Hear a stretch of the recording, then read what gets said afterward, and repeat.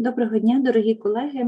Ми раді вас вітати на нашому вебінарі про плекання психологічного благополуччя в освітян. Даний вебінар проводиться Центром здоров'я і розвитку «Коло сім'ї» в межах україно-швейцарського проєкту «Психічне здоров'я для України» за підтримки Швейцарії, а також Міністерства освіти і науки України. Сьогодні дуже рада представити вам нашу дорогу колегу з Меривенду, Сполучених Штатів Америки, радника Всесвітньої організації охорони здоров'я в питаннях турботи про психічне здоров'я в освітніх закладах Шерон Хувер. You're welcome, Sharon. Thank you so much. It's really nice to be here again with you all, and I look forward today to talking about educator well-being as part of our approach to comprehensive school mental health. Доброго дня. Мені приємно сьогодні знову бути разом з вами. І сьогодні ми з вами поговоримо про, власне, добробут, психологічний добробут освітян, як частина комплексного курсу про турботу про психічне здоров'я. And I want to thank Oksana for being here with me today as my partner in this presentation. And I just want to confirm that my slides are showing okay. І хочу подякувати Оксані, власне, за те, що вона сьогодні мій партнер, допомагає мені з презентацією, власне, перекладає. Дякую. Are they showing okay, Oksana? Yes, the slides are showing. That's fine. Okay, so again, today I'll be talking about educator well-being, and as a reminder, I am coming to you from our National Center for School Mental Health in the United States, and we are funded out of our U.S. Department of Health and Human Services. Отож, власне, хочу розказати тільки трішки про себе. Я, власне, представляю Національний центр психічного здоров'я, і ми також отримуємо фінансування з Міністерства охорони здоров'я і соціальних служб США. You can find more about our work at schoolmentalhealth.org. І більше про нашу роботу ви зможете знайти на сайті schoolmentalhealth.org. And one of the areas we have increasingly focused on at our national center is the role of educator well-being in creating full systems to support the mental health of schools. І, власне, психологічне благополуччя освітян – це одна з тем, над якою ми працюємо в нашому Національному центрі психічного здоров'я у школах. I want to acknowledge our partners from Georgetown University, the Center for Wellbeing in School Environments, or the WISE Center. I will be drawing on some of their material from the WISE Teacher Wellbeing Workbook, and I can share that resource in the chat. І, власне, хочу подякувати також нашим партнерам, зокрема, власне, програмі WISE і, власне, Джорджтаунському університету і Центру з психічного добробуту і благополуччя шкіл. І з вами поділюся ресурсом. Власне, він буде в коментарях під Ютубом. So I want you all to think for a moment about why educators join the profession of teaching. So ask yourself, why do most educators choose the profession? І хочу розпочати з вами з такого запитання. Хочу, власне, вас попросити подумати, а чому, на вашу думку, багато освітян вибирають цю професію? And I realized that it said what, so I changed it to why. Why do most educators choose the profession? Власне, зрозуміла, що на слайді в мене щойно писало що, тобто що обирають зазвичай освітяни як свої професії. Тому я швиденько змінила на чому, тобто чому часто освітяни обирають, власне, свою професію. And often when we ask this question, or if we ask it of teachers, they will say, I chose it because I like working with children, or I chose it because I want to teach about something that I love and make the world a better place. І, власне, часто вчителі відповідають, що мені подобається працювати з дітьми. Також одна з причин є, що хочеться навчати чогось, розповідати про свою улюблену тему. А також ще люди кажуть, що хочуть змінити світ на краще. they do not necessarily anticipate that this will be their experience. І, безперечно, люди не чекають, що, власне, їхній досвід буде ось такий, як на картинці. Now, this is a very busy slide, so I'll just point out a few things. In the upper corner, the teacher is sitting behind her desk, and she is staring ahead and ignoring disruptions, but simultaneously plotting her career change. І, власне, так, ця картинка в нас дуже-дуже насичена, але я прокоментую декілька моментів. Ось, власне, в правому куточку картинки сидить за столом вчитель. Власне, вчитель намагається ігнорувати, не помічати цих всіх таких турбот і непосидючих учнів. І в той самий час вчитель думає про те, як би змінити свою кар'єру. You can see the children are doing a variety of things. They are pretending to work, they are giggling, they are passing notes, they are poking other kids in the back. І, власне, як бачите, учні роблять багато різних речей. Хтось сміється, хтось передає записки, хтось вдає вигляд, що працює. And although this is obviously meant as a humorous slide, one of the real concerns in the US is that we have a very high rate of turnover of our teachers. We lose a large percentage of teachers in their first 5 years of teaching. І, власне, звичайно, мета цього слайду гумористична, проте в Сполучених Штатах Америки, власне, зростає турбота високого і досить великої плинності кадрів серед вчителів. І, зокрема, дуже багато вчителів покидають цю професію за перших 5 років своєї роботи.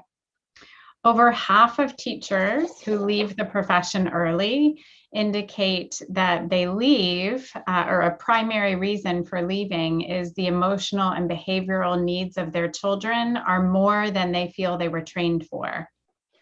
І, власне, половина з цих вчителів, які покидають професію цих перших 5 років, зазначають як одну з головних причин, чому вони відмовляються від професії. Це те, що, власне, емоційна і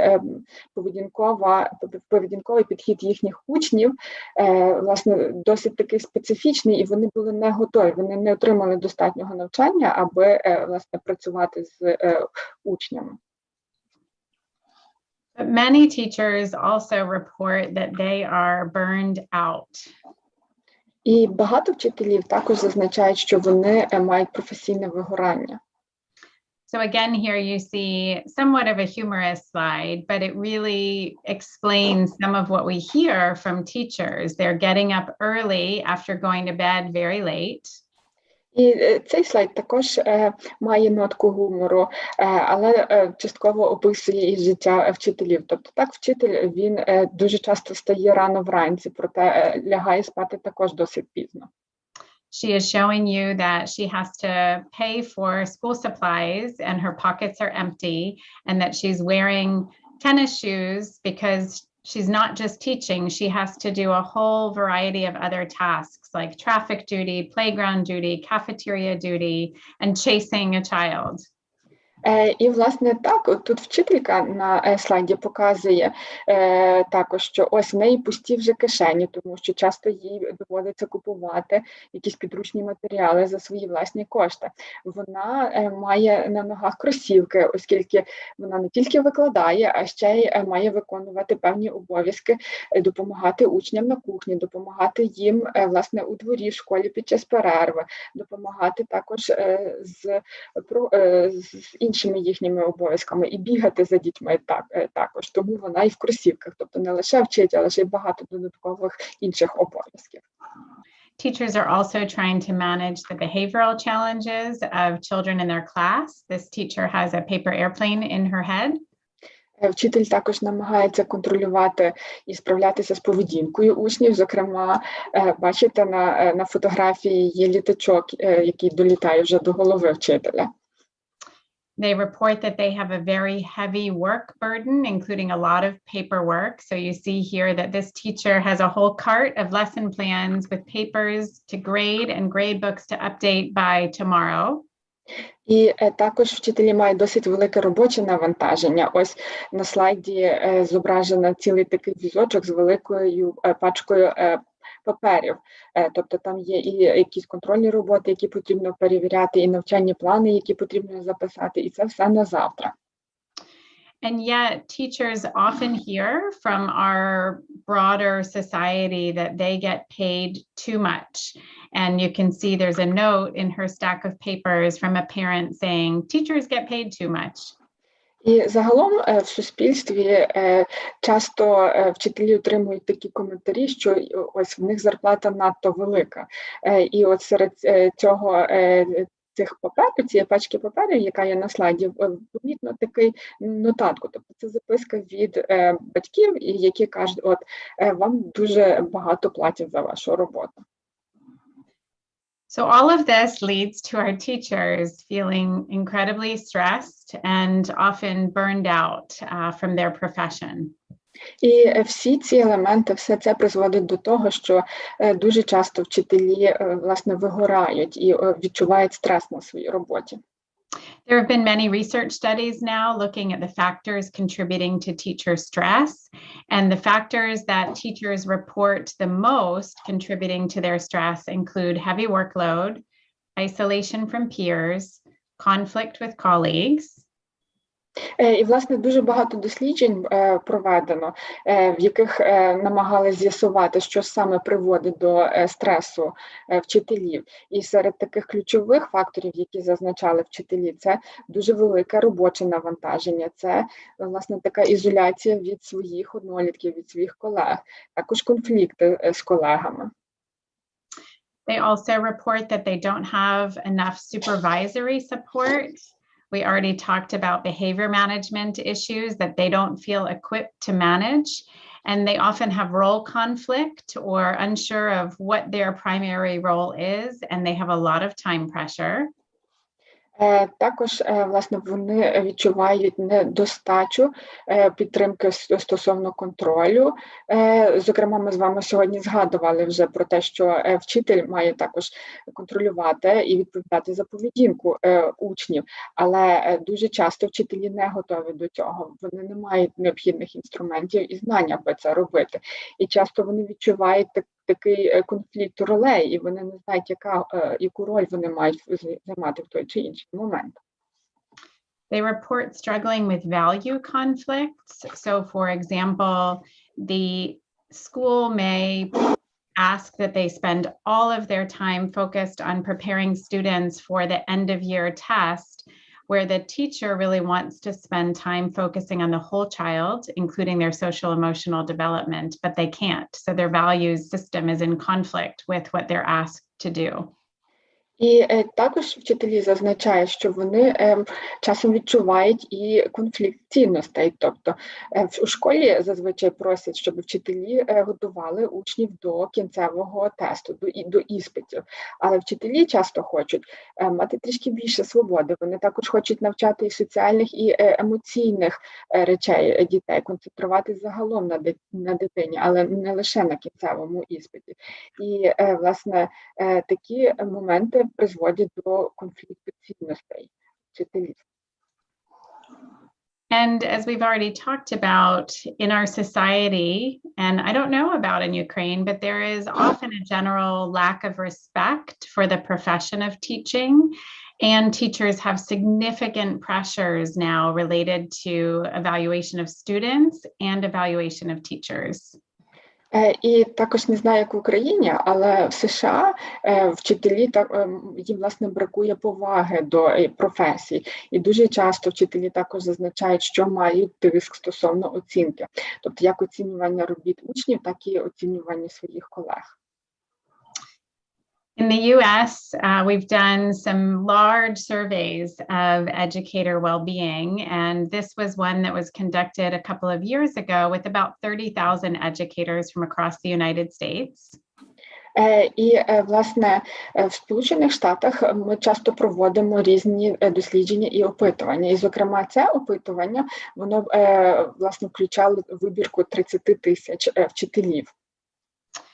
And part of the reason this was conducted by one of our large teacher unions was to understand teachers' experience of the workplace and also to validate their feelings of stress and burnout. It is tempting to think I'm the only one as a teacher who is this stressed out. Everyone else is handling it much better. Maybe I'm failing.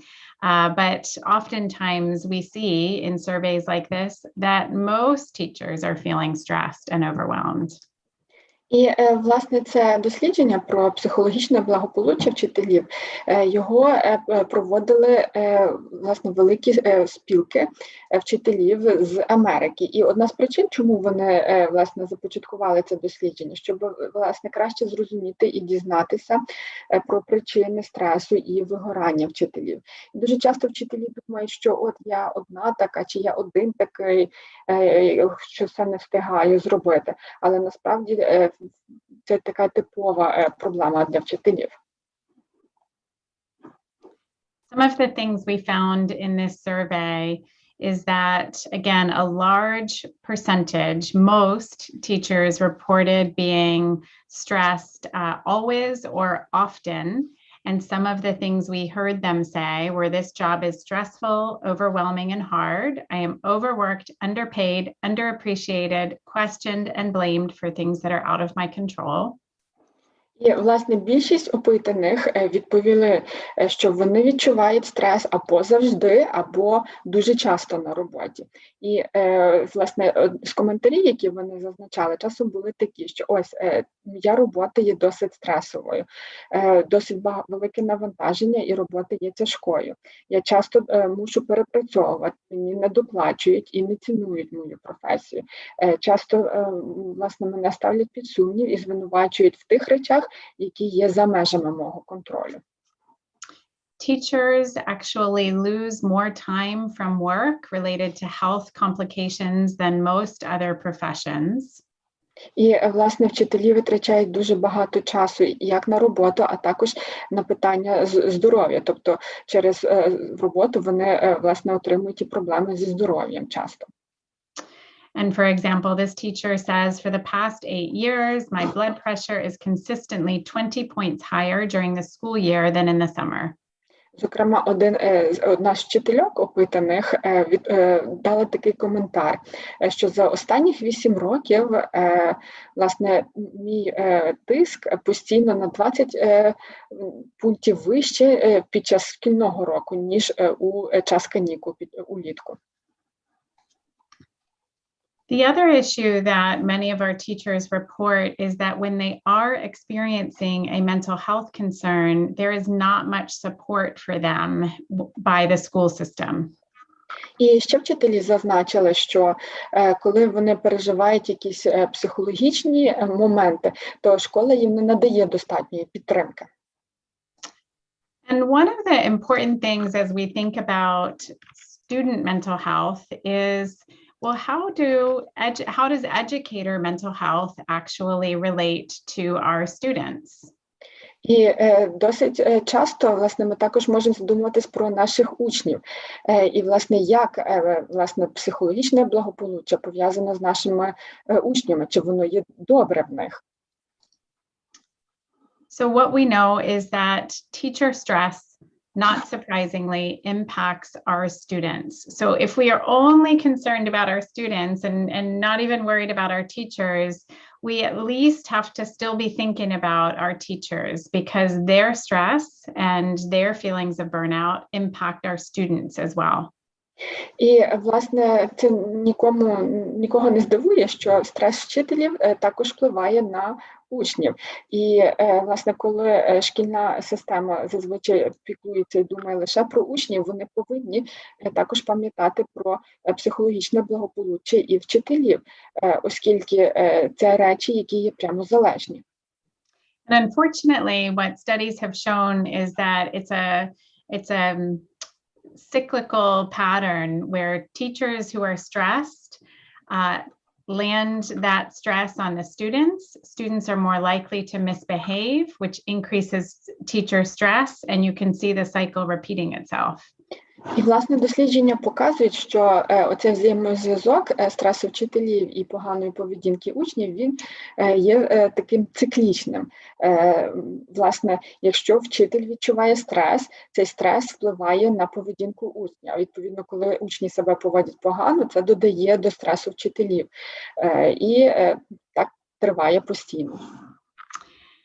So one study, for example, showed that teachers who were stressed, who reported higher stress, demonstrated greater negative interactions with students. They were more sarcastic, more aggressive, and responded more negatively to student mistakes than teachers with low stress. І, власне, одне з досліджень показало, що вчителі, які переживають стрес, вони схильні показувати таку негативну реакцію до учнів. Зокрема, вони на якісь коментарі реагують сарказмом, можуть проявляти агресію і також досить негативно реагують на помилки учнів. And this makes sense. When I think of myself as a parent of 3 teenagers, I know that when I'm tired, when I'm stressed, I am not as positive as a parent. I am more likely to be sarcastic and respond negatively to my own children, just like we do with our partners, with our peers. So it makes sense that teachers are likely to respond in this way to their own stress. І це має сенс. Наприклад, власне, коли я в якомусь поганому настрої, коли я переживаю стрес, то коли мої власне, 3 дітей, підлітків, це дуже відчувають, оскільки я тоді до них більш саркастично відношуся, у нас такі більш натягнута розмова відбувається. І вони відчувають, що я менш позитивно налаштована, і я з ними не можу так позитивно спілкуватися, як я це роблю завжди. І так само вчителі, власне, в стресових моментах, власне, схильні до більш негативних реакцій. І там ми в житті всі також, власне, у спілкуванні з нашими однолітками чи з нашими партнерами, коли переживаємо стрес, також маємо такі негативні елементи у ставленні. One of our colleagues in Canada conducted some studies with classrooms where they found that classrooms whose teachers reported feeling overwhelmed or high burnout had students with much higher cortisol levels. And so again, the conclusion was that it was likely that the teacher stress led to higher stress in the students, but also that the higher levels of stress in students may lead to higher levels of stress in teachers. Again, this cycle. І, власне, одна з моїх колег з Канади, вона проводила дослідження безпосередньо у класі, і виявилося, що вчителі, котрі відчувають стрес, котрі відчувають, власне, вигорання, вони впливають на учнів. Зокрема, виявилося, що в їхніх учнів рівень кортизолу був набагато вищий. І також це дослідження продемонструвало ось цей циклічний зв'язок. Тобто, коли учні також переживають стрес, це негативно впливає на вчителів, тобто призводить до додаткового стресу вчителів. So it impacts students both in terms of their stress, but also in terms of achievement for students. So there was a report a couple of years ago that demonstrated that teacher stress not only led to higher turnover, losing teachers from the field, but also lower achievement for students and higher costs for school districts.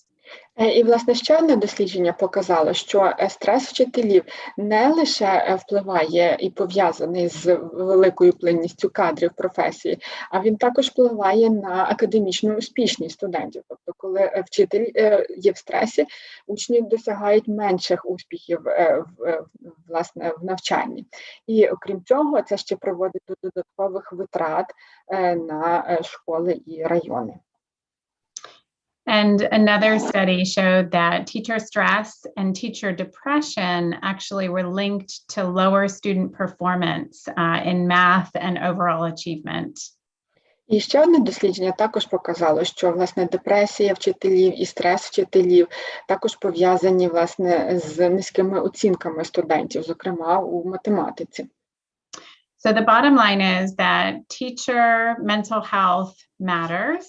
not only for their own well-being, but also for the overall health of the school system and keeping teachers in the profession, and also for our students' mental health and our students' achievement. І висновок з цього, який можна зробити, те, що психологічне благополуччя вчителів, воно має велике значення.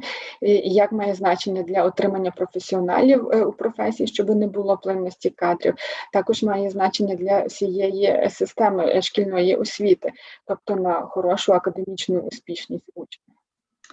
And now, in the context of our global pandemic, our educators are reporting even greater levels of stress than they were pre-pandemic. І сьогодні, власне, в часи пандемії вчителі зазначають, що вони ще більше переживають стрес, ніж в інші часи. So as we build our systems of comprehensive school mental health, we have to not only attend to student mental health, but also think about how can we best support our educator well-being and mental health. І, власне, розбудовуючи комплексну систему психологічного благополуччя, нам потрібно думати не лише про психологічне благополуччя учнів, а також про благополуччя вчителів. There are several models of how job stress works for global professions, but also for teaching. And the general ideas have to do with the level of resources or support one has and the demands on them and how well those are balanced. Власне, у світі існує дуже багато різних моделей, які, власне, аналізують роботу і рівень стресу, і, зокрема, серед них є конкретні моделі, які стосуються викладацької роботи. І одна з таких моделей – це модель вимог, контролю і підтримки.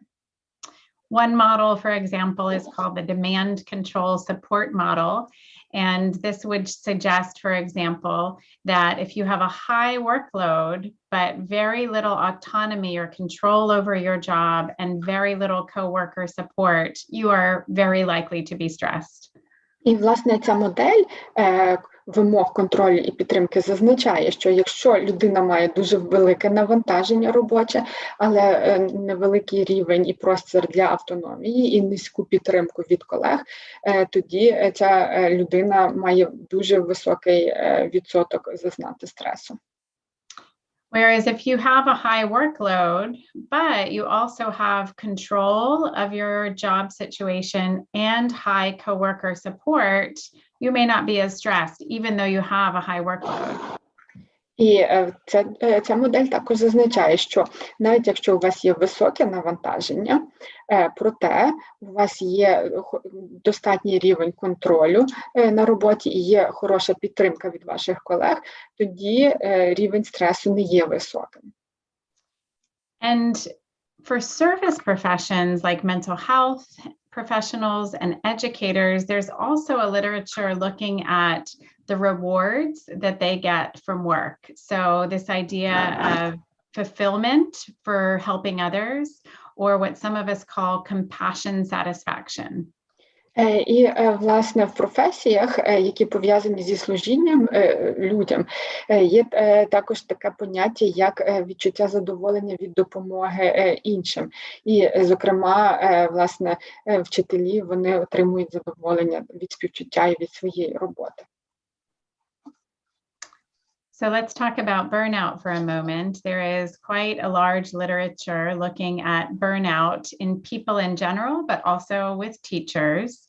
And what we know is that all of us as professionals, if we experience emotional exhaustion, lack of hope, reduced personal accomplishment, or feelings of inefficacy or inadequacy, we are much more likely to then experience poor mental and physical health, reduced performance, and to leave the profession. І, власне, є дуже багато досліджень, дуже багато літератури про вигорання. Вигорання як загалом, так і вигорання вчителів.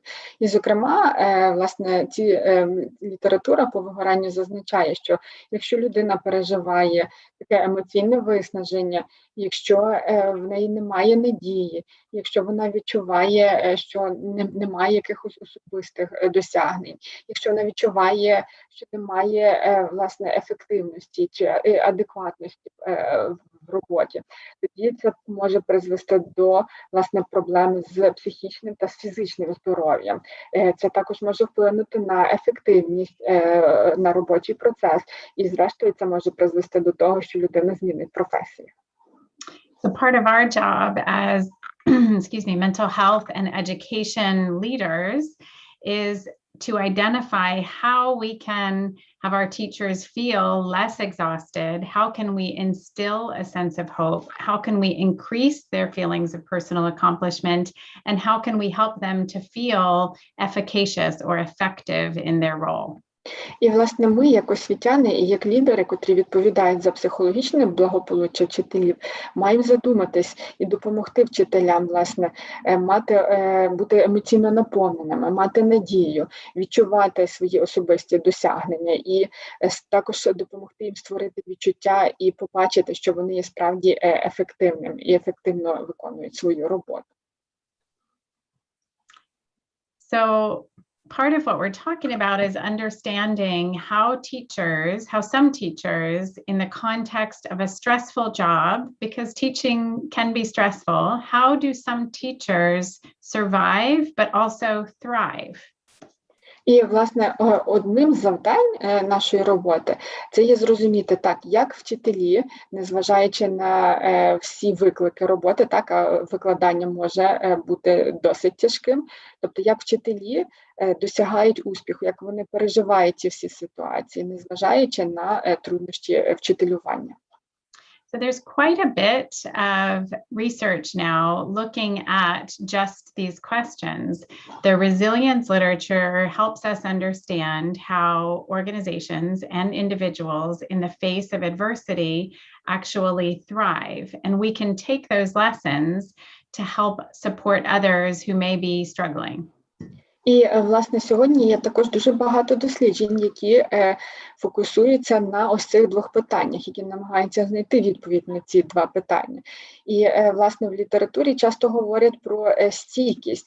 І ми маємо зрозуміти, як, власне, як організації освітні, і як ми, як лідери в сфері освітянства, можемо допомогти вчителям бути стійкими, як ми можемо допомогти їм процвітати, власне, попри всі труднощі викладання.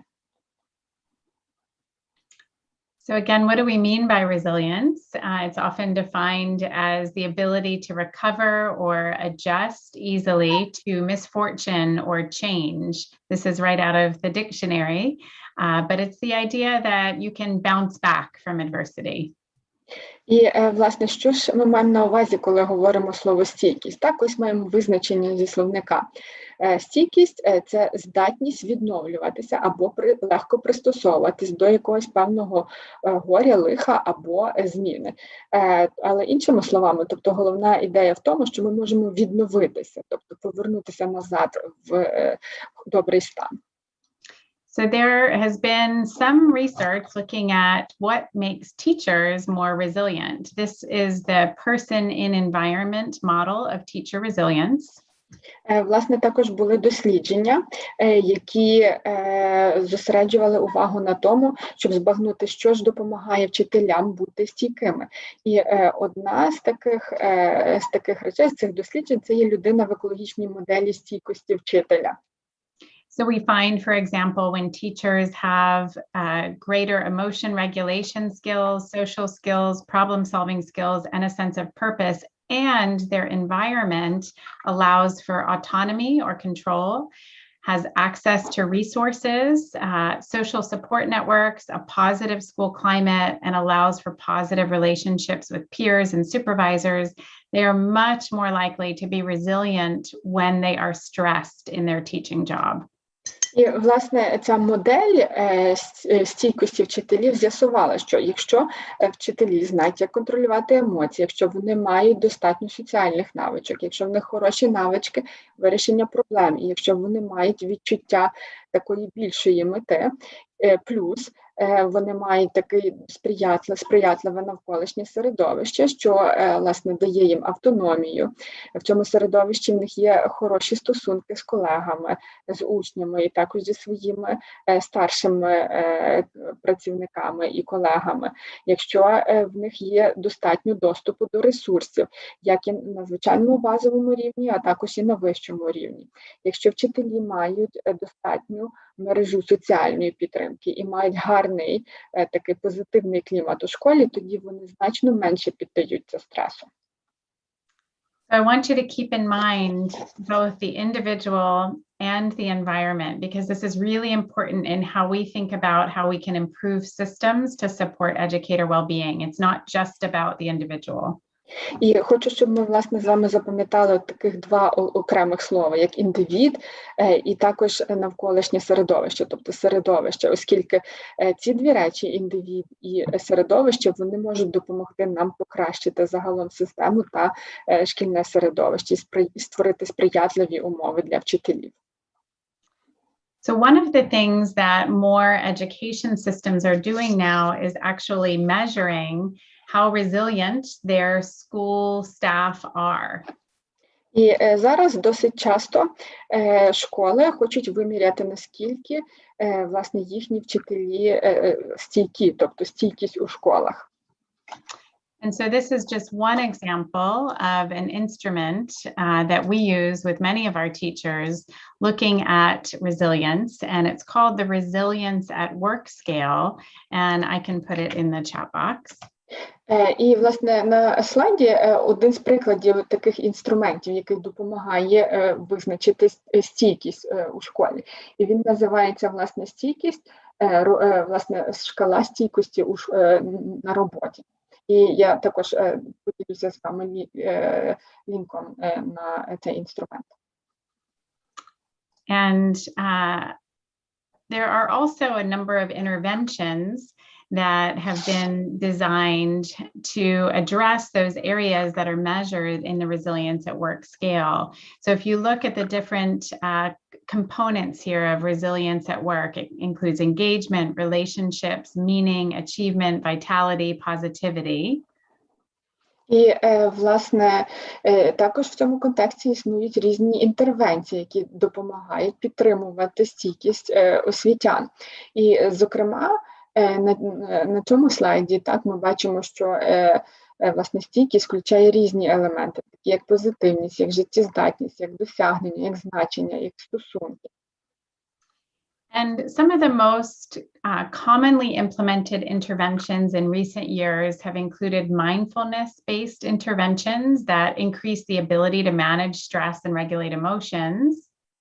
І, власне, одним з таких найпопулярніших способів інтервенції у сфері стійкості – це є mindfulness, тобто ті інтервенції, які базуються на mindfulness підході. І, власне, вони допомагають збільшити здатність вчителів контролювати свій стрес та регулювати емоції.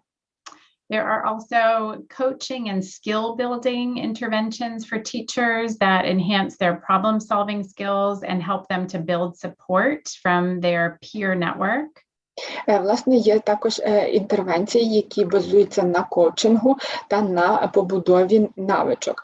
Зокрема, власне, такі навички, як вирішення проблем і розбудова соціальної підтримки, є дуже важливими в цьому аспекті. And finally, there are interventions that are focused on values clarification. So helping teachers align the work that they do with their purpose or how they find meaning as an educator. І ще один вид з інтервенцій, він фокусує увагу на цінностях, тобто на уточненні цінностей, в рамках якого вчителі можуть, власне, поєднати роботу, яку вони виконують, і побачити в ній цінність, тобто якусь значення, більше значення, яке є в їхній роботі освітян.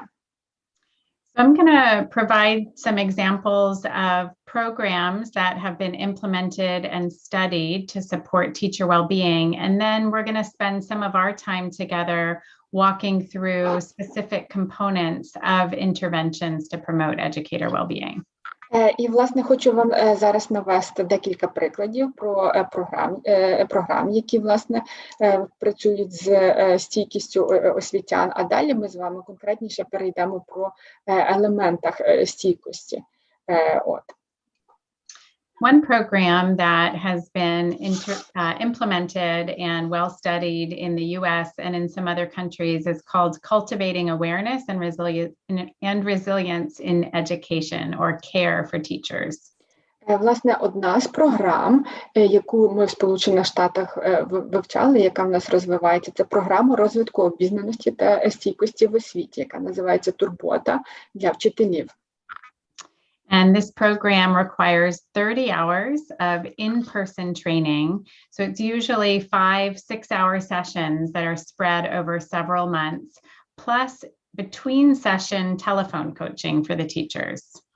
Власне, ця програма, вона включає в себе 30 годин особистих розмов і особистого навчання, тобто це десь 5 6-годинних сесій, які є заплановані і, власне, мають відбутись протягом декількох місяців. І у проміжках між цими сесіями, власне, відбуваються коучингові розмови по телефону. I shared the link in the chat box for the intervention, and the components of the intervention include emotion regulation skills, mindfulness and stress reduction, caring and listening skills. І, власне, в чаті я також нам подала лінк на цю програму. І, власне, одні з компонентів в рамках цієї програми інтервенції стосується навичок контролю емоцій, а також навички турботи та навички слухання і загалом інтервенцій в групах. And the studies of this intervention showed improvements when compared to people who didn't receive the intervention right away, but it didn't show a reduction in emotional support that the control group did. So in other words, the teachers who received the intervention showed improvements in their resilience and well-being, and their emotional support remained steady, whereas the control group emotional support went down over the study. І, власне, це дослідження також показало, що вчителі, які пройшли цю програму, вони мали кращий контроль своїх емоцій, вони мали також кращу підтримку, тобто рівень їхньої підтримки пішов вгору, на відміну від вчителів, які не були залучені в цій програмі, тобто рівень їхньої підтримки хоч і залишався на тому самому рівні, але вони були, власне, більш емоційно вигорівшими і не мали достатніх сил працювати. I shared a video in the chat box that describes the CARE program a little bit more. І також я дала вам лінк на відео, де ви можете трішки детальніше подивитися, власне, про цю програму турботи для вчителів. Another full program that has been implemented and studied in the US, it's about a 2.5-hour webinar session per week for 5 consecutive weeks, plus email support to teachers. І ще є в нас одна програма, яку досліджували і запровадили в Сполучених Штатах Америки. Власне, ця програма триває по 2,5 години, тобто це такі інтерактивні вебінари, сесії, які тривають щотижнево протягом 5 тижнів. Окрім того, вчителям надається підтримка по електронній пошті. So this intervention, called the Achiever Resilience Curriculum, or ARC, focuses on stress management, mindfulness, and values clarification for teachers. І, власне, ця програма називається ARC, або це є програма стійкості Achiever, тобто той, хто досягає чогось. І, власне, вона зосереджує увагу на, власне, методах контролю над стресом. Вона також говорить про інтервенції, пов'язані з mindfulness, і також допомагає розібратися з цінностями. And this ARC intervention produced greater reductions in stress for participating teachers, greater increases in self-efficacy, and increased job satisfaction. І, власне, інтервенції в рамках цієї програми ARC, вони допомагають, власне, підвищити стійкість вчителів до стресу, вони також допомагають підвищити ефективність вчителів і підвищити задоволення своєю роботою. So there are interventions that focus on educator stress that have been highly effective in improving their resilience and their satisfaction and their effectiveness or feelings of effectiveness in teaching. But we want to caution you a bit about just focusing on the individual and their resilience.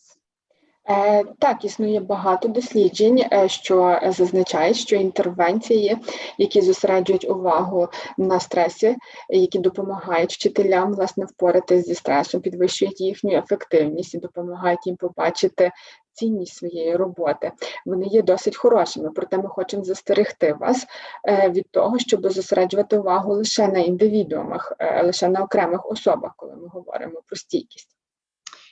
Many have argued that the focus on resilience in educator well-being has actually shifted the focus away from system-level problems like racism, inequality, toxic stress or workload burden, and puts the burden solely on the individual.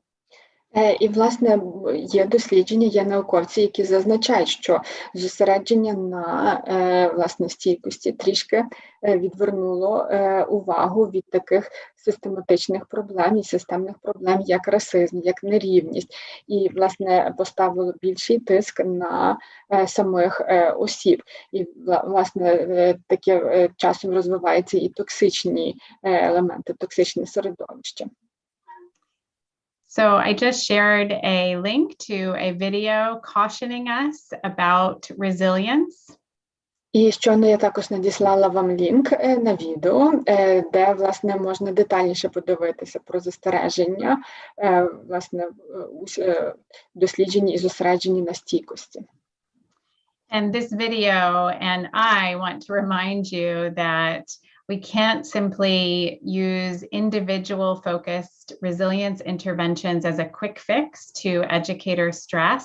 We cannot just keep piling stressors on teachers and tell them to be resilient. І зокрема, в тому відео ви також отримаєте застереження про те, що не можна зосереджувати увагу лише на стійкості окремих індивідуумів. Не можна це використовувати як такий засіб для швидкого вирішення проблем стресу вчителів. І не можна далі продовжувати додавати різних типів і видів стресу вчителям і сподіватися, що все буде добре. Потрібно підходити системно. This is one of my favorite cartoons that illustrates this point. We have a dog sitting with his cup of tea, very calm because he just had his resilience intervention, and he says this is fine, but meanwhile the whole house is burning down around him, and eventually he will get burned. And it's the same with our teachers. We cannot solely focus on their own internal strategies. We have to look at the broader school system. І, власне, ця картинка на слайді є однією з моїх улюблених, яка ілюструє, власне, цю думку, чому не можна фокусуватися лише на окремих індивідуумах. Так? Тут зображений, власне, пес, котрий щойно отримав свою інтервенцію, і він, власне, досить спокійний, такий психологічно благополучний, і сидить з чаєм, і такий каже, так, все гаразд, але навколо нього все горить. І так час пройде, і він також вигорить. І, власне, це показує те, що потрібно пам'ятати про ширшу картину і думати не лише про індивідуумів, а ширше, щоб допомогти, власне, працювати зі стресом систематично і цілій системі.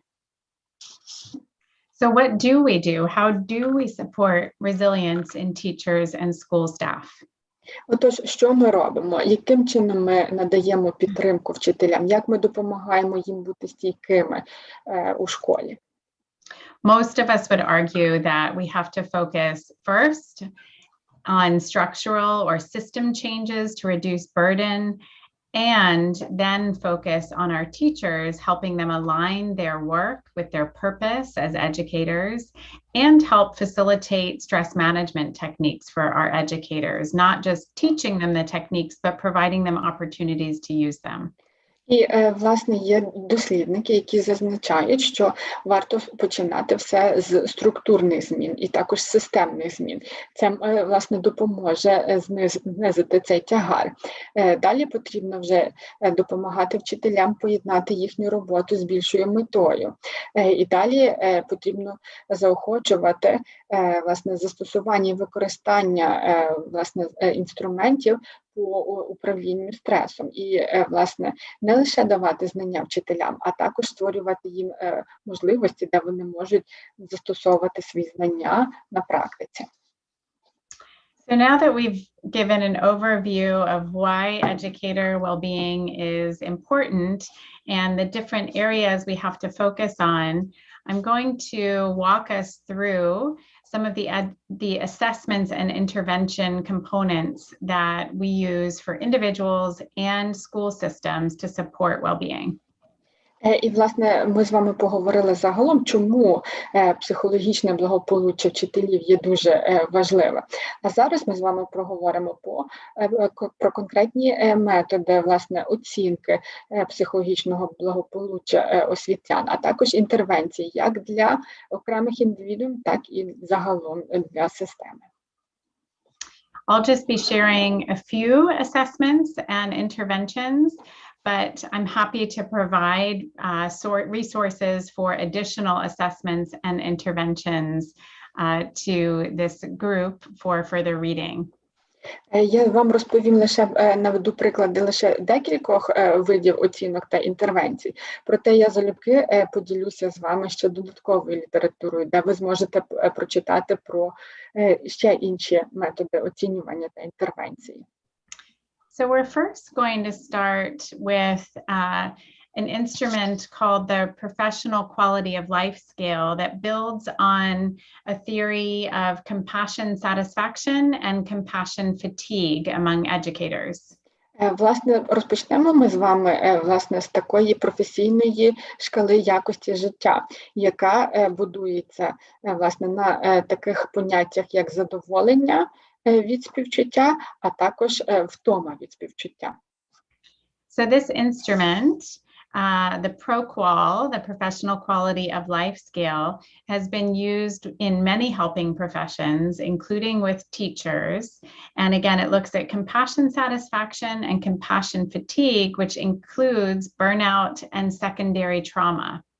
І, власне, ця модель професійної шкали якості життя, її застосовують дуже багатьох різних професіях, які пов'язані з допомогою і іншим людям. І, власне, вона базується на таких двох елементах, на, власне, задоволенні від співчутті і втомі від співчутті. І, зокрема, втома включає вигорання, а також вторинні травми.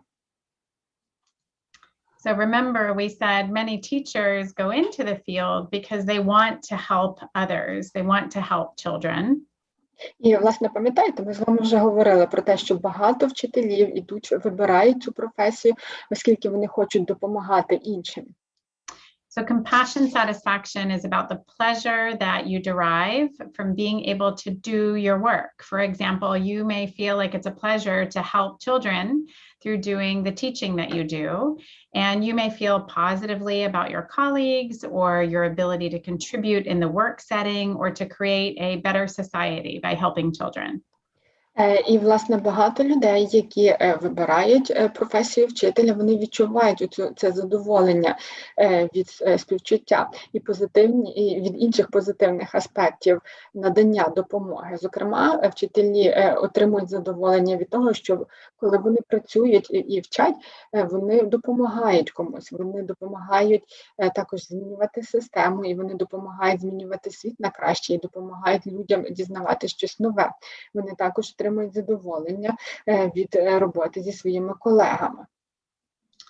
Compassion fatigue, on the other hand, is comprised of those negative aspects of helping. And it may be the burden of having to provide care for young people. It can also be the burden that we feel from the system and our colleagues. І, власне, втома від співчуття, вона базується на негативних аспектах, які можуть походити від надання допомоги. Зокрема, від того, що потрібно постійно за когось турбуватися, постійно турбуватися про систему, також втома від співпраці з своїми колегами. Тобто це ще якийсь може бути додатковий тягар. And there are two parts of compassion fatigue. The first part concerns things like exhaustion, frustration, anger, depression, typical of burnout that we described among many educators. І, власне, одним з компонентів, власне, втоми від співчуття, це є вигорання, так? І показниками вигорання можуть бути, власне, виснаження, втома, роздратування, злість, депресія. The second part that we call secondary traumatic stress is a negative feeling that's driven by fear or work-related trauma. І другий елемент, який пов'язаний з втомою від співчуття, це, власне, вторинний травматичний стрес. Власне, це вже пов'язане з додатковим страхом і зі стресом на роботі. It's important to remember that the work of teaching may have some primary trauma, so direct trauma for educators, but also they may be experiencing secondary trauma if they are working with students who have a lot of adversities themselves. Власне, так важливо пам'ятати, що вчителі, вони можуть страждати як і від такої первинної травми, від первинного травматичного стресу, а також від вторинного. Так, первинний він пов'язаний безпосередньо з їхньою роботою викладання, а вторинний – це коли вчителі часто працюють з учнями, які самі переживають багато лиха, багато стресу в житті. So often burnout and secondary traumatic stress go together. We call them co-travelers. І дуже часто, власне, вигорання та цей вторинний травматичний стрес, вони трапляються разом, і ми їх називаємо супутниками. Burnout is associated with feelings of hopelessness and difficulty dealing with your job effectively. And often burnout is gradual in onset, and they reflect the feeling that your efforts are making no difference. It can be associated with a high workload and a non-supportive environment. І, власне, вигорання, воно часто пов'язане з відчуттям такої, власне, безпорадності, відчуття неефективності, відчуття, що всі твої зусилля, вони є якісь даремні, не мають конкретного результату. І дуже часто вигорання, власне, відбувається поступово, з таким накопиченням, коли поступово ви бачите, що немає ніяких зусиль. And as we said, secondary traumatic stress has to do with exposure to very stressful events, either directly in your work or through your experiences with students. So if you are in the classroom and your students are experiencing hunger or violence in their home or in their community and you're hearing about it, you may then experience that secondary traumatic stress. І, власне, вторинний травматичний стрес, він пов'язаний з тим, що вчителі, вони дуже часто, власне, опиняються там в центрі чи дотичні до якихось травматичних, таких стресових подій. Зокрема, якщо у класі є діти, є учні, котрі вдома переживають голод, котрі відчувають чи переживають якесь насилля десь вдома чи в суспільстві. І коли вчитель чує, власне, про такі речі, то він переживає ось цей вторинний травматичний стрес. And so one of the scales that we often use with our teachers is the Professional Quality of Life scale. It is free. It has 30 items that measure both positive and aspects of caring. І, власне, один з інструментів, який ми використовуємо у роботі з вчителями, це, власне, професійна шкала якості життя. Цей інструмент, він є безкоштовний і включає 30 таких пунктів, які допомагають оцінити як позитивні, так і негативні аспекти турботи про інших. I just put a link in the chat box to access the ProQual, and it is available in about 20 languages. І я щойно також надіслала лінк, власне, на цей інструмент професійної шкали якості життя. Він є доступний 20 мовами. So schools often use this in 3 different ways. One, they administer it to teachers to have teachers personally look at how they're doing and how to improve their own resilience. І, власне, школи цей інструмент використовують 3 різними способами. Один з них – це вони просять власне, вчителів окремо, індивідуально, щоб вони пройшли цей тест. І, власне, таким чином зрозуміли, де потрібно додавати більше зусиль, де потрібно фокусуватися у, власне, стійкості. Schools and school districts have also used this for organizational planning. So they would administer the ProQual to all of their educators and then figure out how well their teachers are doing with respect to stress, burnout, and also compassion satisfaction, and then plan accordingly. Також цим інструментом користуються як школи, так і районні шкільні відділи. Вони роздають, власне, цей тест різним освітянам, всім освітянам, і таким чином вони намагаються зрозуміти, як освітяни справляються з стресом, чи є зараз вигорання, і зрозуміти, в якому напрямку рухатись, і що, власне, запланувати, аби допомогти розвинути стійкість. And then finally, many supervisors use the ProQual in their discussions with educators, or even behavioral health professional supervisors use this instrument to discuss how to help the educator or behavioral health professional do better, feel better in their work environment. І, власне, дуже багато, власне, керівництва, вони також застосовують цей інструмент, аби допомогти, власне, своїм освітянам під час особистих розмов і зрозуміти, в якому напрямку рухатись і де їм надавати допомогу. So another area that we often assess with our educators is their stress level. І ще один аспект, який ми намагаємося оцінити, власне, в контексті роботи з освітянами, це рівень стресу. And the teacher-wise well-being workbook that I shared earlier in this presentation has an inventory for teachers to think about where they feel stress. І, власне, один з лінків, який я надіслала вам раніше, він, власне, допомагає також зрозуміти, як, власне, вчителі відчувають цей стрес, тобто, що нас вражає, коли ми відчуваємо стрес. So I want you all to think about these different categories and how you are affected by stress. So first, musculoskeletal signs like headaches or joint stiffness or restlessness or eye strain. І хочу, щоб ви зараз також подумали, а що ви відчуваєте, коли ви переживаєте стрес, коли ви у стресі?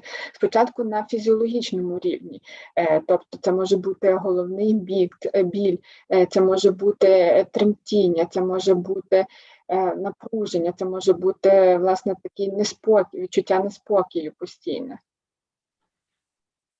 How about visceral signs? These are kind of like your response to a frightening or stressful experience where you may experience heart pounding, dry mouth, sweating, even dizziness.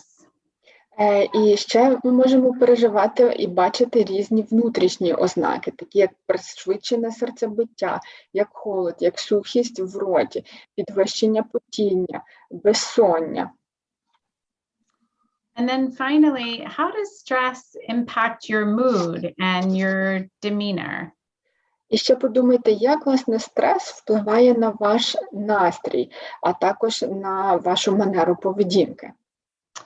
When you are stressed, do you find that you're often preoccupied thinking about other things? Are you nervous? Are you confused? Are you angry? Власне, подумайте, коли ви відчуваєте стрес, тобто ви зазвичай щось думаєте, мабуть, десь думки ваші літають, ви виснажені, ви забуваєте щось, ви нервуєтеся, ви також збентежені, злитесь, не знаєте, що робити. So part of the reason we do this with teachers is to help them make that link between stress and their body and their mood so that we can then help them to recognize that if they adjusted the stress, that these other areas, their physiological response, their mood response may improve. І, власне, одна з причин, чому ми просимо вчителів і освітян, власне, задумуватись про ці речі, це щоб в них утворився зв'язок, і вони побачили, власне, цей взаємозв'язок між, власне, почуттям і фізичним станом тіла, між настроєм і стресом. І щоб вони зрозуміли, що, власне, покращивши і запобігши стресу, можна покращити свій фізичний стан, а також психологічний, свій настрій. So after we do something like the ProQual or the stress inventory that we talked about, we then drill down with our teachers into specific sources of stress on the job to help them understand what it is about their work environment that is frequently contributing to stress. І, власне, пройшовши цю професійну шкалу якості життя і проаналізувавши цей стрес, далі ми намагаємося йти глибше. Тобто ми дивимося на конкретні джерела, які, власне, можуть стимулювати і додавати, і збільшувати стрес вчителів. So we often focus on students because they're right in front of us every day. But often in talking with educators, we hear something like, honestly, it's not so much the kids that upset me. І, власне, дуже часто ми зосереджуємо увагу на учнях, так, оскільки учні кожен день перед нами. Але дуже часто, розмовляючи з освітянами, з вчителями, ми чуємо, якщо чесно, то, власне, це не учні, які створюють мені стрес. Instead, they may say, it's my workload, it's feeling unsupported, it's feeling frustrated with administration, or even frustrated with the larger education system. І дуже часто вони можуть сказати, що, власне, мені стресу додає моє робоче навантаження, я не відчуваю підтримки, я злюся через, власне, адміністративні речі і загалом шкільну освіту. Це мені додає стресу.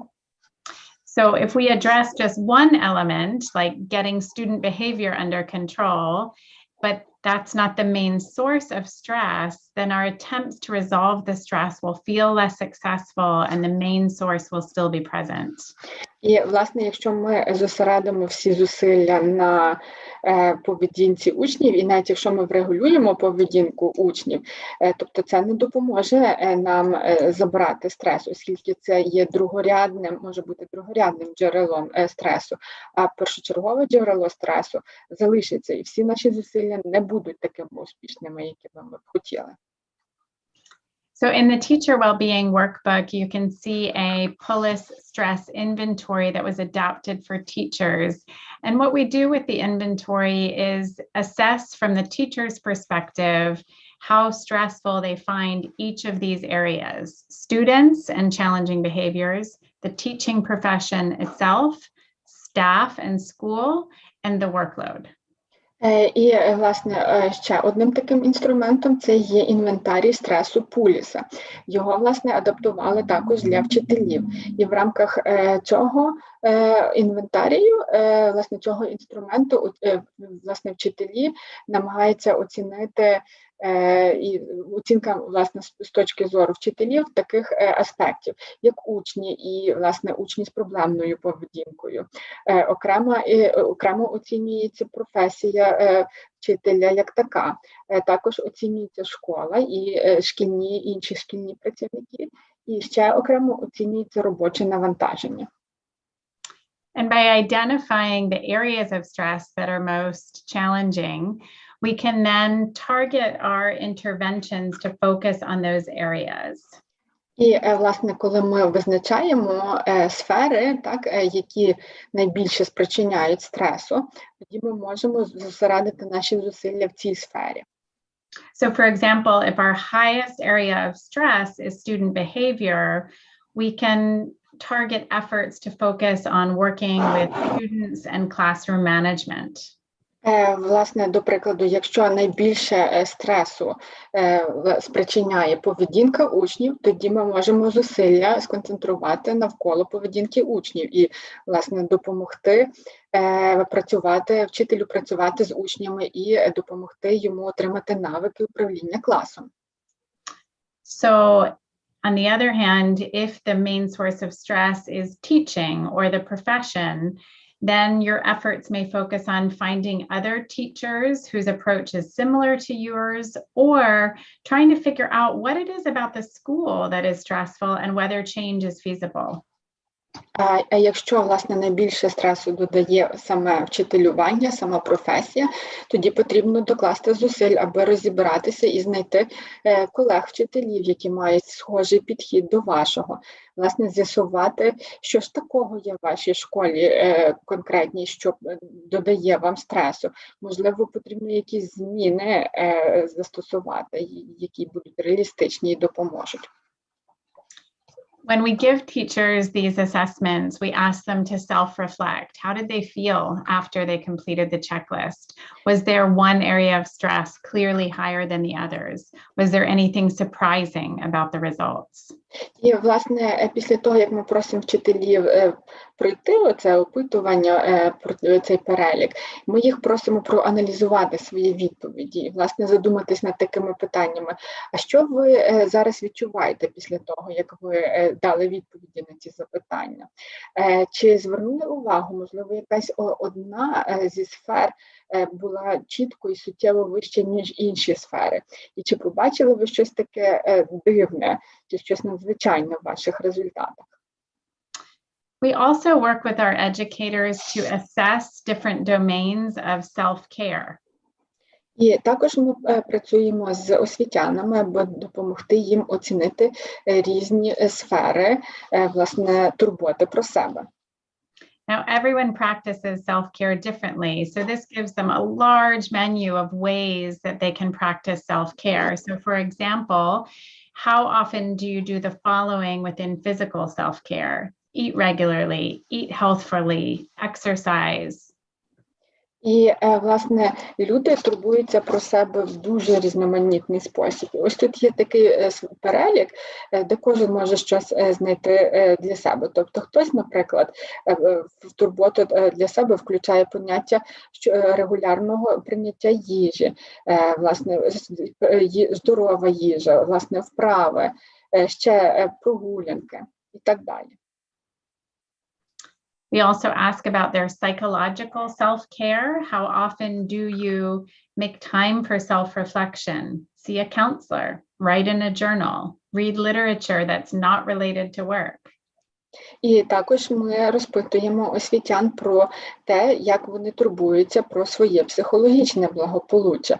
Тобто, чи вони виділяють собі час, щоб проаналізувати своє життя, чи вони ходять до психотерапевта, чи мають якогось радника, чи вони ведуть журнал, чи вони читають якусь літературу, що не пов'язана з їхньою роботою. We ask about emotional self-care. How often do you spend time with others whose company you enjoy? Stay in contact with the people in your life. Treat yourself kindly. Feel proud of yourself. Також ми задаємо запитання, що стосуються турботи про свій емоційний стан. Наприклад, власне, чи людина проводить час у компанії людей, з якими їй приємно бути, чи людина контактує з людьми, що є важливими в житті, чи людина до себе добре ставиться, чи людина пишається собою. We ask about spiritual self-care. How often do you make time for prayer or meditation or reflection, or spending time in nature, being open to inspiration and optimism and hope? Також ми задаємо питання про власне турботу в сфері духовного життя, тобто чи людина виділяє час на молитву, на медитацію, на роздуми, чи людина проводить час на природі, чи людина власне відвідує якісь духовні зібрання, чи людина відчуває натхнення і відкрита до речей, які дають їй натхнення, чи людина має і плекає власне оптимізм та надію. And finally, how often do you do the following in the area of workplace or professional self-care? So how often do you take time to eat lunch or chat with coworkers or complete the tasks on your to-do list? І також ми питаємо, як людина турбується про власне робочий, про професійний аспект свого життя, чи виділяє час на обід, чи має час, щоб поспілкуватися з колегами, чи має достатньо часу, аби виконувати свої завдання. So I imagine as I was asking these questions, many of you may have been thinking, well, how often do I do these things? І, мабуть, поки я от, власне, говорила про ці запитання, багато з вас також задумалось, а скільки ж разів і як часто я виконую ці речі? So I would encourage you to ask yourself, just like we ask our educators, what made an impression on you about this? What did you notice while completing this? How did you feel after it was completed? What thoughts do you have about areas where you're doing well? And what are areas you'd like to change or improve? І, власне, я також би хотіла вас заохотити, дати відповіді на всі ці запитання самим, а потім, власне, проаналізувати ваші відповіді. І, власне, так, якби ми це робили в розмові з освітянами. Ось, задати собі такі запитання. А які враження на мене справила ця вправа? Власне, що я помітила, поки я заповнювала цей перелік, давала відповіді на ці запитання. Що я відчувала після того, і як, власне, дала відповіді на ці запитання? Які думки в мене були під час цього? Що мені подобалося? І що би я хотіла покращити або змінити? And we find in large rooms of educators that at least some will say, I don't do any of these things. І, власне, з досвіду часто буває, що в групі, у великій групі освітян знайдуться люди, які скажуть, я жодного аспекту з цього не роблю. And so when we're working with educators, we want to be realistic about what improvements they can make. Not most of us can't do everything on those self-care checklists, but is there one area where we could make an improvement? І, звичайно, працюючи з освітянами, ми пам'ятаємо про аспект реалістичності, оскільки не всі можуть виконувати всі ці речі, які були зазначені в цих переліках, в тих запитаннях. І проте кожен може знайти собі якусь сферу, яку він може покращити, яка є реалістичною для нього. So we spend time on assessing quality of life of our educators, helping our educators understand where their stress is coming from and what they're doing for self-care. And we also work with them on coping with stress, things they can do to cope with stress. І, власне, працюючи з освітянами, ми також намагаємося, власне, допомогти їм оцінити свою якість життя. Ми допомагаємо їм зрозуміти, звідки походить їхній стрес, і як це все відбувається. І, окрім того, ми говоримо з ними про те, що вони можуть зробити, аби впоратися зі своїм стресом, як його побороти. I think most of us would wish to look like this cat sometimes. Yet I would not say that most teachers experience this feeling of relaxation a lot of the time.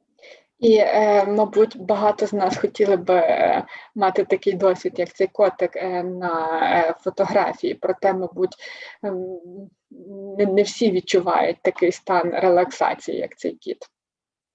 So I'll just give you an example of a couple of activities from the Teacher Wellbeing Workbook that offer teachers some ways to respond to stress that are healthier. І хочу вам навести декілька прикладів, власне, з такого з підручника психологічного благополуччя вчителів, з яким я вам, власне, поділилася також в рамках цього проекту WISE від Джорджтаун університету. So we use the acronym HARPS, H-A-R-P-S. Власне, ми використовуємо для цього акронім HART. And this stands for Healthy Alternative Activities, Reframing, Problem Solving, and Social Support. І, власне, цей акронім, ця абревіатура означає здорові альтернативи своїй діяльності, також переосмислення ситуації, вирішення проблем і соціальна підтримка. So when we are faced with something stressful in our classroom, in our school, or even in our personal life, healthy ways to respond include doing something else that's healthy for you, distracting yourself, finding a lesson to be learned in the situation. І, власне, коли ми відчуваємо якийсь стрес на уроці чи в школі, так, тоді ми рекомендуємо знайти якусь альтернативу, відволікти себе, тобто зайнятися чимось, що допоможе відволіктися. А також далі заохочуємо вчителів переосмислити ситуацію, тобто знайти якийсь урок, який можна винести з цієї чи іншої ситуації. І це можна робити як і в зв'язку з власне проблемами на роботі зі стресом у школі, так і в повсякденному житті. Or problem solving and social support, breaking down the issue or looking at it differently, or seeking ideas or clarity from others. Також після переосмислення можна зосередитися на вирішенні проблеми, тобто взяти проблему, розбити її на дрібніші питання і спробувати поглянути на неї з іншої сторони. Unhealthy ways to respond is also something we go over with our educators. So avoiding or denying the stressor, numbing or blunting your reaction, or using your social support system only to justify your actions. Власне, з освітянами ми також обговорюємо нездорові способи, власне, реакції на стрес. Це, зокрема, уникання і заперечення власне, речі чи моменту, який спричиняє стрес, тобто стресів. Також, власне, притуплення, власне, затуплення цієї реакції, яку ми хочемо, і яка в нас природньо відбувається. І також використання соціальної підтримки для того, щоб виправдати свої вчинки. So we go over with our teachers some ideas and have them generate what they do as healthy alternatives. Exercise, listen to music, do other activities like journal or read. Власне, коли працюємо з освітянами, ми також їх питаємо і просимо озвучити, а що вони роблять, власне, з аспекту здорових альтернатив, коли вони відчувають стрес. І часто вони відповідають, що вони роблять якісь фізичні вправи, слухають музику, роблять інші якісь справи, які приносять їм радість. We also encourage them to think of ways to reframe an experience. So how can I accept the situation, or what can I learn from the situation? Також ми просимо вчителів поділитися їхнім досвідом, власне, як вони далі переосмислюють ситуацію. До прикладу, просимо їх задуматись, як, власне, ця ситуація стресова вплинула на мене, що я можу зробити, щоб прийняти цю ситуацію, що я можу винести з цієї ситуації. So we encourage them to problem solve as well, to think about how can I respond differently, or what parts of the situation can I change? Також ми заохочуємо вчителів звертати увагу на вирішення проблеми, тобто, щоб вони задумались і проаналізували, а як вони могли зреагувати інакше, як вони можуть зреагувати інакше, які, власне, частини ситуації можна змінити. And we encourage our teachers to use social support effectively, not just venting everything out, but having others help you understand the situation. Do they have useful input? Can other people help you manage the situation? А також ми заохочуємо вчителів звернутися до соціальної підтримки. Тобто не лише просто в соціумі, в соціум все зливати всі свої почуття і нічого далі не робити, а власне звертатися за допомогою, спробувати попросити, щоб хтось допоміг проаналізувати ситуацію вам з іншої точки зору, тобто така перевірка на реалістичність. And we talk with our teachers about how well they use these healthy solutions or actions versus more unhealthy actions like denying, ignoring, avoiding, or numbing. І часто ми також з освітянами говоримо про те, як часто вони використовують оці здорові способи справляння зі стресом, вирішення ситуацій, на відміну від цих нездорових, таких як заперечення, ігнорування, уникання певних обставин і притуплення емоцій. So in the well-being workbook, we have an inventory where we ask educators to rate how well they do each of these types of healthy activities when working through stress. І, власне, часом ми просимо вчителів, щоб вони оцінили кожен аспект, тобто як вони оцінюють свої навички в кожному зі сфер здорових способів, власне, запобігання стресу. And then again, we ask them to reflect. What are your strongest ways to respond to stress? And which of those coping strategies do you not currently practice, but you would like to try? І після того ми просимо вчителів проаналізувати все і задуматись, які їхні найсильніші сторони можуть допомогти їм правильно зреагувати на стрес, які стратегії копінгу вони можуть залучити і вони можуть використати наступного разу. And then in each of the parts of the well-being process with our educators, we have them come up with their own well-being plan. In this case, they're coming up with their own approach to positively coping with stress. І, власне, після кожної такої сесії з освітянами ми просимо їх створити свій власний план психологічного благополуччя, де вони мають свої ідеї, як вони далі працюватимуть і боротимуть зі стресом. So we have them identify 3 stressors that they want to address this week, and it may be a challenging student, it may be a difficult situation with their school principal, it could be something in their home life.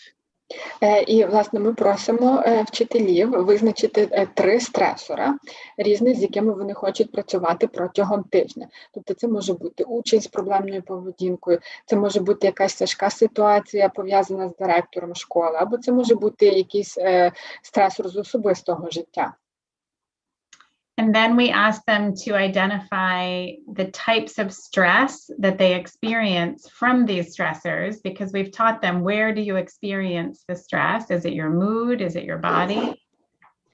І далі ми просимо ідентифікувати тип стресу, оскільки ми перед тим, власне, даємо інструмент вчителям, і, власне, вони знають, що стрес можуть відчувати, і стрес може проявлятися в їхньому настрої або в певних, на фізіологічному рівні. And finally, we have them identify positive coping strategies to try for each of the stressors, right? A healthy alternative, problem solving. І далі ми просимо, щоб вони зазначили позитивні стратегії копінгу, які вони хочуть спробувати в боротьбі з цим чи іншим стресором. And now finally, we have them try it out and then rate how it went. І зрештою ми просимо їх, власне, оцінити, як все пройшло і чи ця стратегія їм допомогла. So one way to think about engaging in this type of activity is that educators are taking some control over their situation. And remember, we said that higher control actually can lead to less burnout. І, власне, за допомогою цієї вправи ми допомагаємо вчителям отримати контроль над ситуацією. Пам'ятаєте, ми вже з вами сьогодні говорили, чим більше людина відчуває контроль над ситуацією, тим менше вона вигорає, тим менше стресу відчуває. We also, in some of our educator well-being self-care strategies, teach them strategies that they can then teach to their students as part of overall classroom well-being.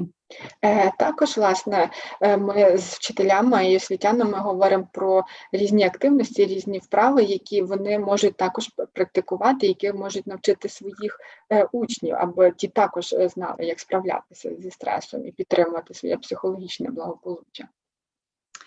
So with our teachers, for example, we do group mindful breathing exercises, mindful moments, gratitude journals, shout outs where everybody says positive things about each other, movement breaks, or muscle relaxation breaks. І, власне, з групою освітян ми практикуємо таку вправу, як групове дихання, вдумливе групове дихання. Також такі моменти зосередження, моменти спокою. Також така вправа, як журнал вдячності. Ще є така вправа, як викрикування. Тобто кожен має назвати позитивну річ про іншого члена команди своєї чи з аудиторії. Також такі перерви на фізичну активність. І ще одна є вправа – це є розслаблення своїх м'язів під час перерви. And finally, a really important part of doing these individual focused self-care strategies is helping teachers see how they can then model these new skills for their students. І ще один дуже важливий аспект цього всього – це допомогти вчителям зрозуміти, що вони можуть моделювати і показувати своїм учням ці всі стратегії підтримки психологічного благополуччя і турботи про себе. So, for example, we talk with our teachers about labeling their own feelings in front of their students and making their own internal dialogue external by talking through problems in an appropriate way out loud to students. І, власне, ми говоримо з освітянами про те, що в класі вони можуть також називати свої власні відчуття навпроти учнів. Також вони можуть оцей внутрішній діалог, свої внутрішні думки, які вони переживають, озвучувати, тобто зробити зовнішніми. Мається на увазі, що вчителі можуть проговорювати вголос проблеми, свою якусь проблему в певний спосіб і показувати, як вони з нею справляються, тобто такі думки вголос. So if we're working with a group of teachers, we may give them the exercise of a scenario, such as their computer breaks during class. How would you model appropriate response or social emotional competencies to your students? І, власне, працюючи з вчителями, з групою вчителів, ми от їм моделюємо таку ситуацію. Кажемо, уявіть, що на уроці, де вам потрібен комп'ютер, цей комп'ютер ламається. Що ви будете робити? Тобто, і, власне, таким чином, як ви можете використати цю ситуацію для соціально-емоційного навчання і для вирішення цієї проблеми? So instead of what might have happened before, where the teacher's computer breaks and they just, and then they go out of the class with their computer and they come back in and they start after 10 minutes. І, тобто, раніше до того вчителі як могли відреагувати? Наприклад, комп'ютер зламався на уроці, вони так сильно видихнули і взяли свій комп'ютер, схопили і вибігли з класу. І десь за 10 хвилин повернулися вже з комп'ютером і тоді з запізненням починають урок. The teacher might instead see the computer broken and say, I feel really frustrated. Have any of you felt frustrated when things break before? І, власне, натомість вчитель може так здихнути і сказати, ну, комп'ютер зламався, ой, я дуже дратуюся, коли такі речі відбуваються. Але чи ви відчували себе роздратованим, коли щось ламалося? When I'm frustrated, I feel my heart beating faster and I feel tense in my body. І, власне, коли я відчуваю роздратування, то я чую, що в мене серце швидше б'ється. Я чую, що в мене ціле тіло напружене. So before I try to fix my computer, I'm going to first do some deep breathing. Can you all do it with me, students? І перед тим, як я піду і спробую знайти когось, хто допоможе мені зремонтувати комп'ютер, я б хотіла, власне, зробити дихальні вправи. Учні, давайте цю дихальну вправу зробимо разом. Now that my body has calmed down, I think I'm going to go to the teacher next door because they usually are able to help me fix my computer. And so I'm going to rely on one of my friends to help me with this so that we can get back to teaching. І, власне, після цього, як ви разом з класом зробили глибокий вдих і видих, так, цю вправу з глибокого дихання, тоді можна сказати, ага, тепер я вже відчуваю, я вже трішки заспокоїлась, тепер я можу піти до своєї колеги по сусідству. Вона зазвичай мені допомагає з моїм комп'ютером і зможу покластися на свою подругу, аби вирішити цю ситуацію і далі продовжити з вами урок. So what did we just do? We not only solved the problem, but we also taught our students that when we get frustrated, this is how we feel in our bodies, in our minds. Here's some things we can do to respond in a healthy way. And we also asked our students to join us in this process. І, власне, що ж відбулося? Тобто ми вирішили ситуацію, але, окрім того, ми показали, що люди можуть робити, коли вони роздратовані, і як цю ситуацію вирішити в здоровий спосіб. Тобто, як, власне, правильно поводитися зі своїм тілом, зі своїм розумом, і як в здоровий, правильний спосіб вирішити проблему.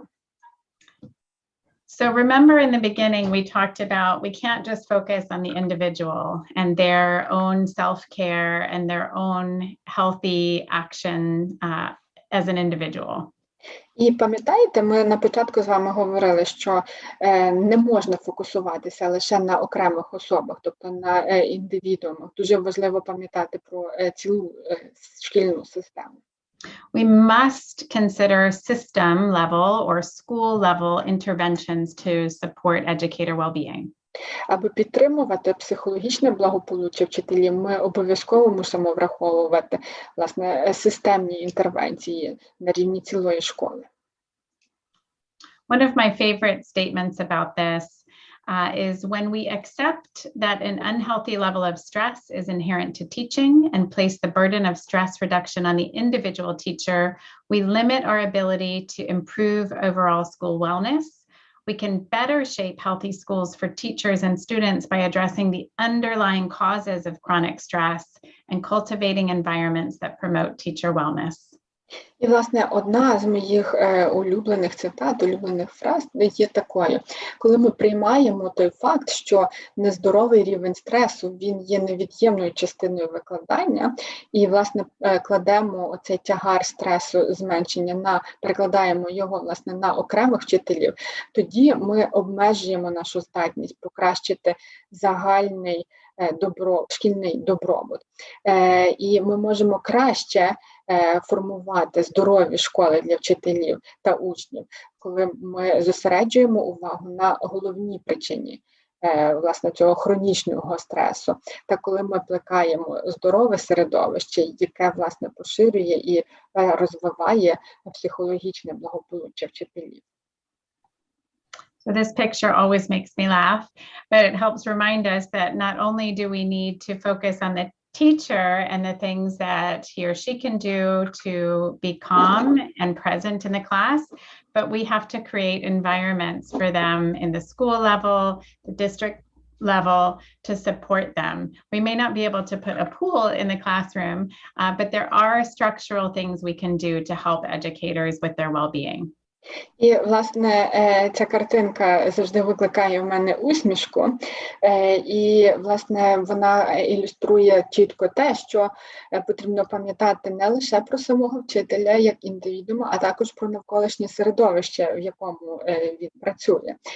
І, безперечно, власне, басейн в школі, в класі ніхто не поставить, проте є багато речей, які можна робити як на шкільному рівні, так і на районному рівні, аби створити гарне середовище для вчителя, де в нього буде добре психологічне благополуччя.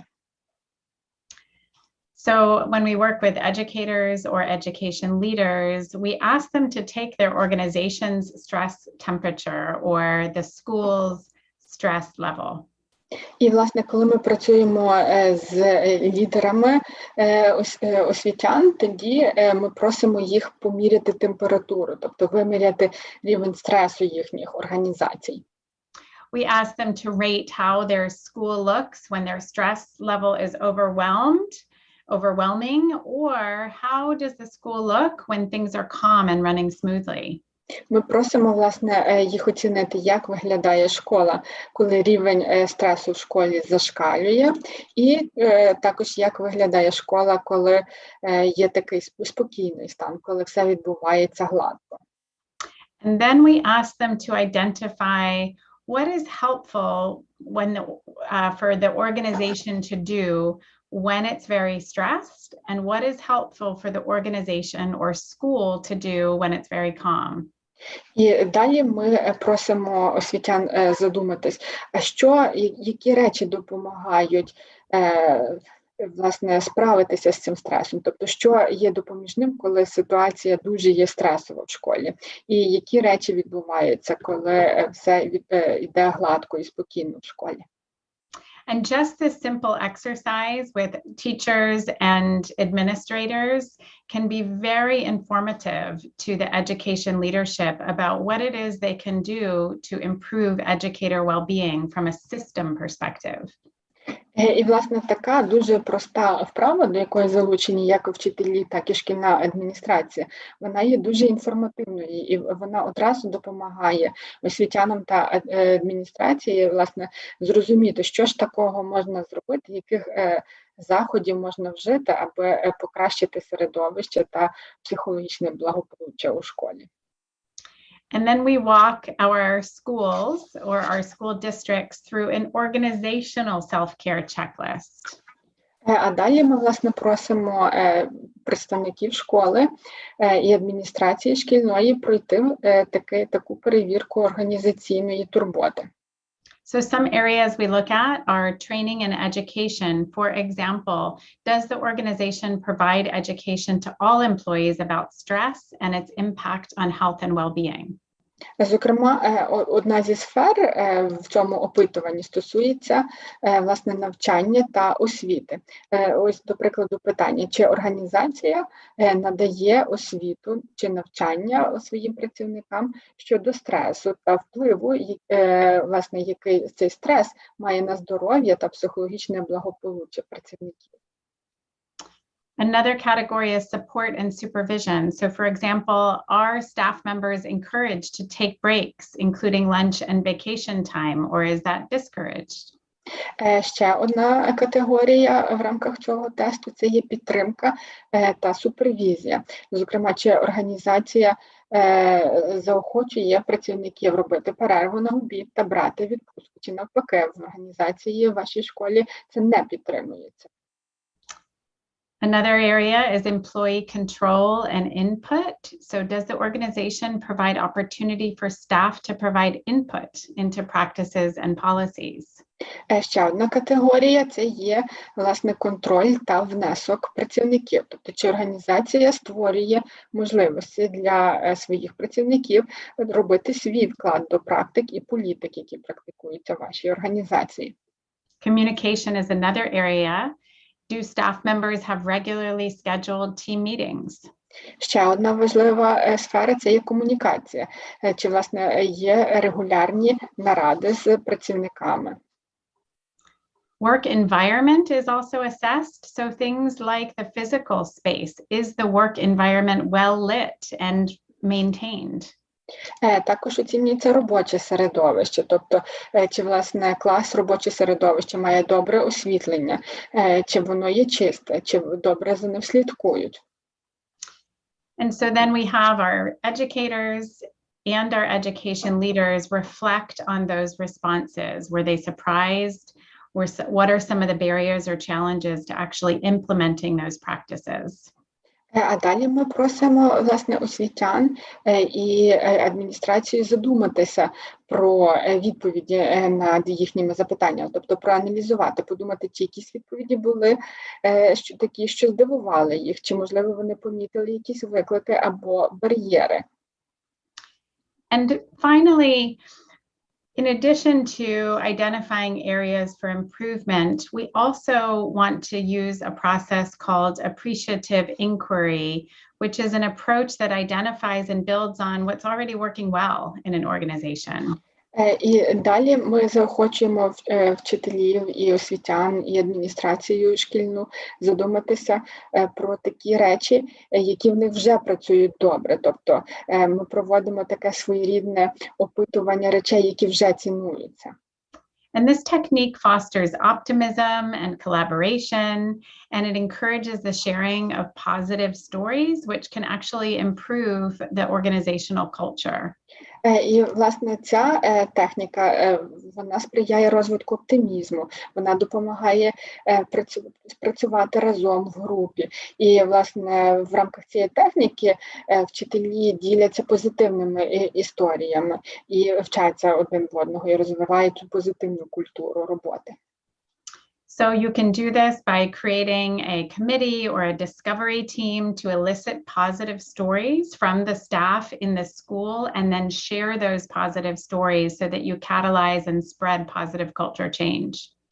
Власне, це можна зробити таким чином. Можна створити окрему групу, такий комітет вчителів, які будуть відповідати за позитивні історії. І, власне, вони зможуть збирати ті позитивні історії і теми і розповідати їх, поширювати в організації. Таким чином сприяти, пришвидшувати і поширювати культуру зміни в організації. So thank you for inviting me to share some thoughts with you about educator well-being. Probably the most important thing I want you to take away is that as you think about school mental health systems, please don't forget about your educators because their mental health and well-being is absolutely critical to the well-being of the whole school. І хочу вам подякувати і також нагадати про те, що коли ви будете аналізувати власне систему, свою освітню систему психологічного благополуччя, то щоб ви не забували про психологічне благополуччя своїх вчителів, оскільки вони є невід'ємним аспектом шкільної освіти, і їхнє психологічне благополуччя безпосередньо впливає на благополуччя вашої шкільної організації. And finally, please feel encouraged, excuse me, to reach out to our National Center for School Mental Health, to follow us on Twitter, and certainly email me with any questions that you might have as a follow-up. I'm happy to share any of our resources. Thank you so much. І, будь ласка, не вагайтеся писати мені, писати також Національному центру психічного здоров'я у школах. Ось у вас є мої контакти на слайді і контакти центру на слайді. Я залюбки дам відповідь вам на ваші запитання, а також поділюся додатковими ресурсами. Дуже-дуже вам дякую за увагу. Thank you so much. I'm going to sign off now as I have another presentation momentarily. I appreciate you having me here today. Дуже-дуже вам дякую. Я, на жаль, мушу вже від'єднуватися, оскільки зараз після вашої презентації матиму ще одну презентацію. Мені було дуже сьогодні приємно разом з вами бути. Дуже дякуємо, Шерон, за можливість сьогодні провести з нами час. І дуже дякуємо, що Шерон підняла дуже важливе актуальне питання для нас, для цілої України, про те, як розвивати програми турботи про психологічне благополуччя освітян. Дуже дякуємо теж нашій дорогій Оксані Лужній, яка сьогодні була голосом нашого вебінару. І теж дякуємо кожному учаснику, який долучився у цей вечірній час до нашої зустрічі. Ми просимо вас слідкувати за нашими подіями, анонсами на нашій сторінці у Фейсбуці. Ви можете нас знайти в Фейсбук «Коло сім'ї». І теж чекаємо на нові зустрічі разом з вами. І теж наостанок хочемо вас просити поширювати наші вебінари серед своїх інформаційних джерел, для того, щоб якомога більше фахівців могли скористатися з цієї просвітницької кампанії. Дякуємо і гарних всім вихідних. До зустрічі!